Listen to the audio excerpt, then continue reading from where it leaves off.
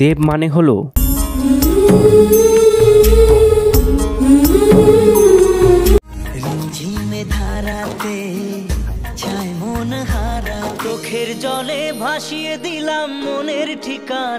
কিন্তু এখন সেই দেব কেমন যেন বদলে গেছে। অনেকেই তার বিরুদ্ধে অ্যালিগেশন লাগায় তিনি নাকি পার্টি থেকে টাকা নিয়ে তার মুভি তৈরির কাজে লাগায়, সেই ফ্রডের টাকা নিয়ে। 5 কোটি টাকা নিয়েছে এনামুলের কাছ থেকে গরু পাচারের, সেই টাকা সিনেমা করেছে। এগুলো কি আদৌ সত্য নাকি এর পিছনে অন্য কোনো রহস্য লুকিয়ে আছে? তাছাড়া এই দেবের জন্যই কি বাংলা সিনেমার এরকম অবস্থা, মানে আস্তে আস্তে ডাউনফলের দিকে চলে যাচ্ছে? সবকিছুই বিস্তারিতভাবে জানা হবে আজকের এই ভিডিওতে, তাই ভিডিওটা শেষ অবধি দেখতে থাকো। দেব তার ফিল্ম ক্যারিয়ার শুরু করেছিল অগ্নিশপথ মুভির মাধ্যমে, কিন্তু প্রথম মুভিটাই ফ্লপ হয়ে গেছিল। তারপর একে একে 5টা মুভি ব্লকবাস্টার হয়, মানে 2007, 2008, 2009 সালের সব থেকে আইকারি মুভিগুলো ছিল তারই মুভি। যেমন ধরো শপথ মুভির পর সে তো ভেঙেই পড়েছিল, কিন্তু তবুও তাকে দ্বিতীয়বারের মতো চান্স দেওয়া হয়। তারপরে 2007 সালে তার আই লাভ ইউ মুভি আসে, যেটা তো সমস্ত কিছু রেকর্ড ভেঙে দিয়েছিল, যেটা সেই সালের সর্বোচ্চ আইকারি মুভিও হয়েছিল, যেটা বক্স অফিসে 3 কোটি টাকা কালেকশন করেছিল। সেই মুভির গানগুলো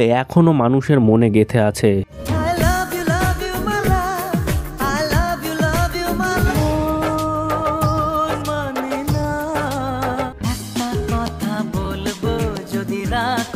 তাছাড়া 2008 সালের মন মানে না, যেটা 3.5 কোটি টাকা আয় করেছিল এবং মুভিটির টাইটেল ট্র্যাকও প্রচুর পরিমাণে ভাইরাল হয়েছিল।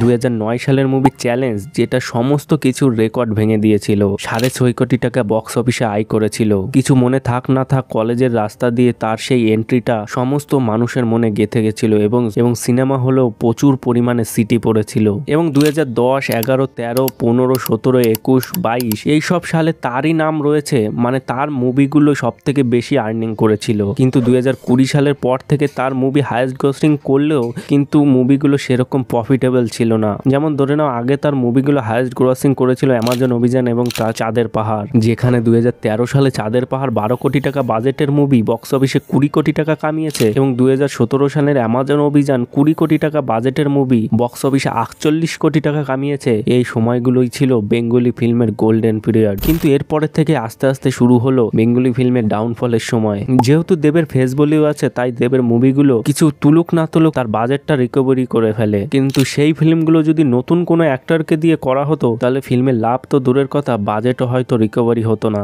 2023 সালের পরে দেবের ব্যোমকেশ ও দুর্গ রহস্য, বাঘা যতীন, প্রধান 3টে মুভি মিলেও 20 কোটি টাকা ইনকাম করতে পারে না। সেখানে ওয়েস্ট বেঙ্গলের বাইরের মুভি ওয়েস্ট বেঙ্গলে এসে 30 থেকে 40 কোটি কামিয়ে যায়। যেমন জওয়ান 43.68 কোটি টাকা, পাঠান 34.95 কোটি টাকা এবং অ্যানিমাল 20 কোটি টাকা কামিয়ে গেছে এই ওয়েস্ট বেঙ্গলে। কিন্তু বাংলা মুভি 3-4টে মুভি মিলেও সেই একটা মুভির সমান করতে পারছে না। আমি রিসেন্টলি একটা জিনিস লক্ষ্য করেছি, দেবদা পলিটিক্সে ঢোকার পর থেকেই তার লাইফে কেমন যেন একটা ডবল প্রেশার চলে এসেছে। তিনি তার ফিল্মের দিকে সেরকম ধ্যান দিতে পারছে না। অনেকেই বলতে পারো তার পার্টি থেকে হয়তো সেরকম চাপ আসে না, সেটা করার জন্য হয়তো অন্য কাউকে লিখে দিয়েছে। কিন্তু ভাই, এই রাজনীতি হলো সব থেকে খারাপ জিনিস। কেউ না কেউ তোমাকে কাঠি করতে চলেই আসবে। যেমন ধরো তার গরু পাচারের কেসটা, আমার যতদূর মনে হয় দেবদা তো এই কাজটা কখনোই করতে পারে না, কিন্তু এই নিয়ে ইডি তাকে কতবার জিজ্ঞাসাবাদ করেছে, সেজন্য তার টাইম নষ্ট। এই নিয়ে সোশ্যাল মিডিয়ায় টোল হয়, তার জবাব দিতে গিয়েও তার টাইম নষ্ট। এমনকি শুভেন্দু অধিকারী বলেছে তিনি এই ফিল্মে গরু পাচারের টাকা নিয়ে নাকি তার মুভিগুলো করে।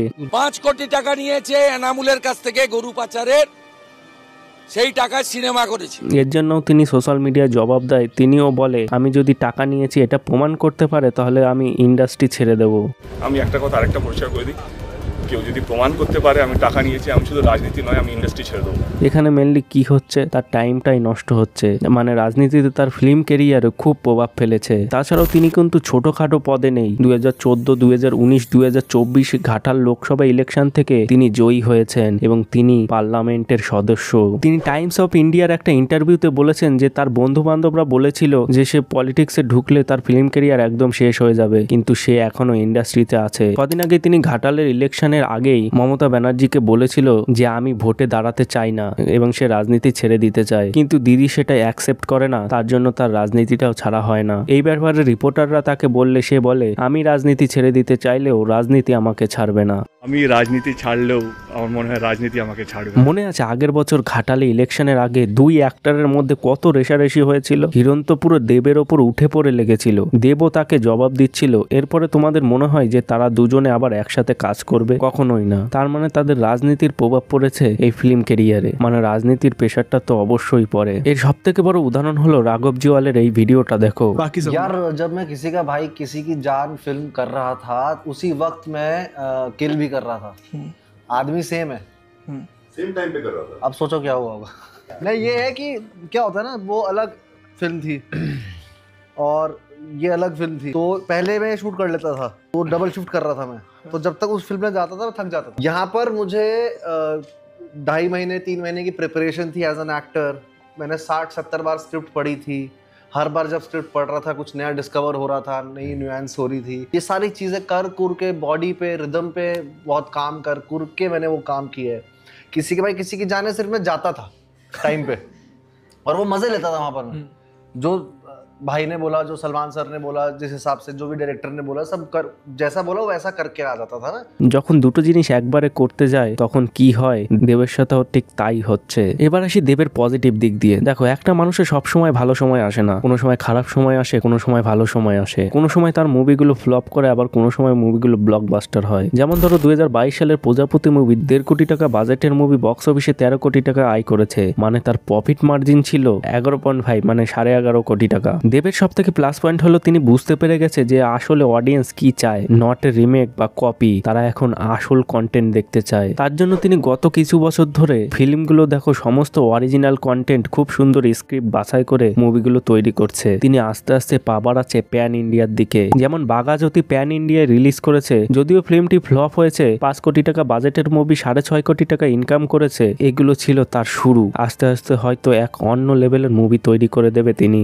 দেব যতদিন পর্যন্ত না নিজের প্রোডাকশন হাউস খুলেছিল ততদিন পর্যন্ত সে শুধু রিমেকই করে গেছিল। যেমন সুরিন্দর ফিল্মস, এসবিএ, তারা দেবকে দিয়ে শুধু রিমেকই করিয়ে গেছে। কিন্তু সে যখন তার নিজের প্রোডাকশন হাউস খুললো তারপর থেকে সে তার নিজের প্রোডাকশন হাউসে নিজের মতো স্ক্রিপ্ট বাছাই করে মুভি বানাতে লাগলো। দেব তার প্রোডাকশন হাউসে অনেক মুভি প্রডিউস করেছে, তার মধ্যে অনেক মুভি চলেছে এবং অনেক মুভি চলেও নি, কিন্তু সে তাও এক্সপেরিমেন্ট করে গেছে। তিনি সিনেমাটিকে একটা অন্য লেভেলের দিকে নিয়ে যাচ্ছে।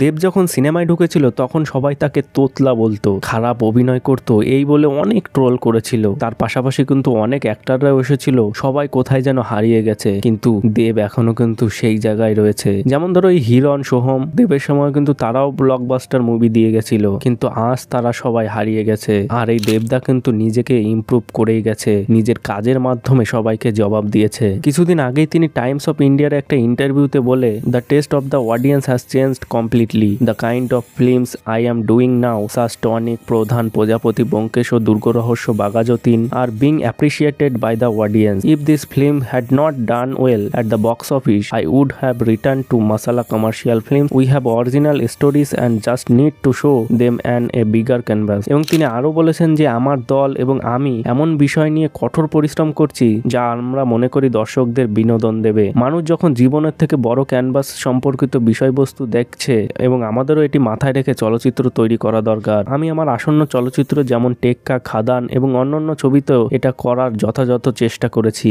দেবের কিন্তু একটা লার্জার দ্যান লাইফ মুভি চাঁদের পাহাড়, সেটার সিকুয়েলও মনে হয় আসতে চলেছে, কারণ কমলেশ্বর মুখার্জি তাকে তার ফার্স্ট ড্রাফটটা শুনিয়েছে এই চাঁদের পাহাড়ের সিকুয়েলের, এবং সেটা নিয়ে আরো রিসার্চ চলছে, সেটা করতে এখনো অনেক সময় লাগবে। তাছাড়া তার রঘু ডাকাত এইসব ফিল্মেরও কথাবার্তা চলছে। এটাই ছিল দেবের সিনেমা জগতের ডাউনফলের কিছু কারণ এবং সেখান থেকে ফিরে আসার কিছু কাহিনী। আমার যতদূর মনে হয় দেবের চিন্তা ভাবনা একদমই আলাদা। সে এই বাংলা মুভিটাকে এক অন্য রাস্তায় নিয়ে যেতে চায়। দেবের এই রাইজ অ্যান্ড ফল নিয়ে তোমাদের কি মতামত রয়েছে কমেন্ট বক্সে অবশ্যই জানাও। ভিডিওটা ভালো লাগলে একটু লাইক করে দিও, চ্যানেলে নতুন হলে সাবস্ক্রাইব করে নোটিফিকেশন অল করে দিও, যাতে ভিডিও আপলোড করলে সবার আগে পৌঁছে যায় তোমাদের কাছে। দেখা হচ্ছে পরের এক নতুন ভিডিওতে। বাই।